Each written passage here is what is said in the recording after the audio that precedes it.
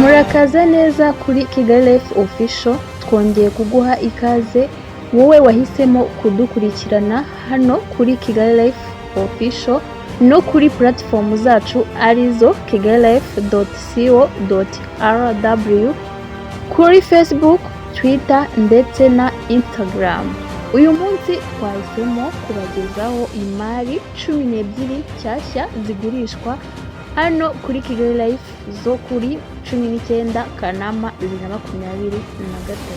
Imari ya mbere rero twabazaniye ni igitanda gikoze muri ribuyu gifite size ingana n'160 cm kuri 190, giherereye Kibagabaga mu karere ka Gasabo, na matera yayo ya Dodoma ifite size ingana n'160 ku 190, kigurishwa 330.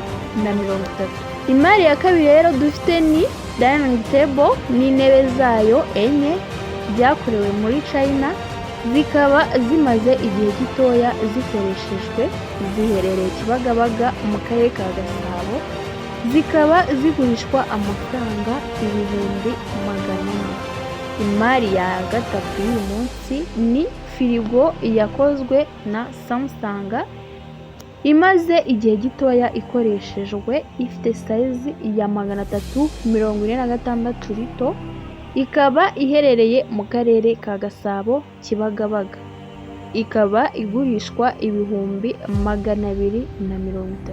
Imari ya kane ni speaker original ya Sony iherereye Kibagabaga mu karere ka Gasabo, ikaba igurishwa 330,000 by'amanyarwanda.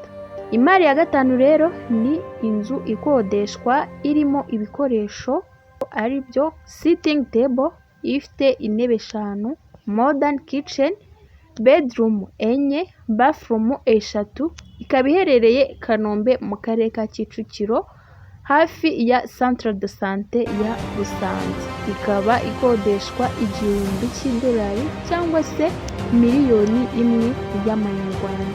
Twagiye n'imari ya gatandatu ariyo Yamaha AG600, ikaba iherereye Kanombe mu karere ka Kicukiro, ikaba igurishwa $1,000,000.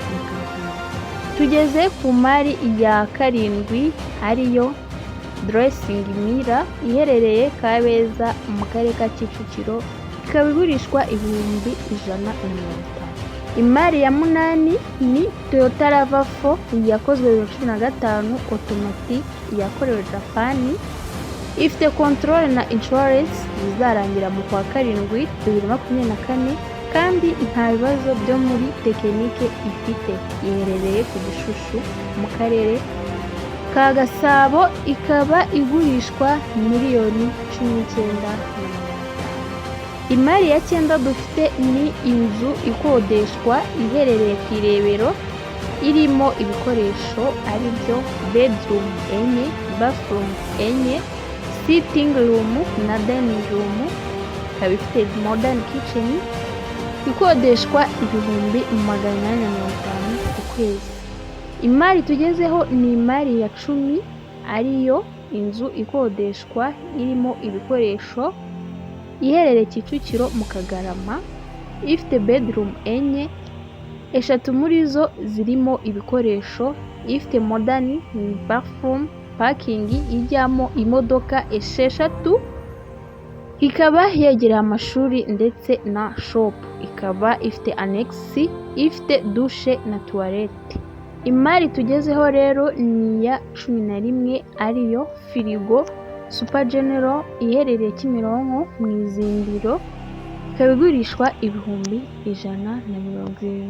Imari ya 12 ari nayo ya nyuma ni Toyota Yaris Hybrid 2015 automatique iherereye Remera mu karere ka Gasabo, ikaba igurishwa $1,15,000.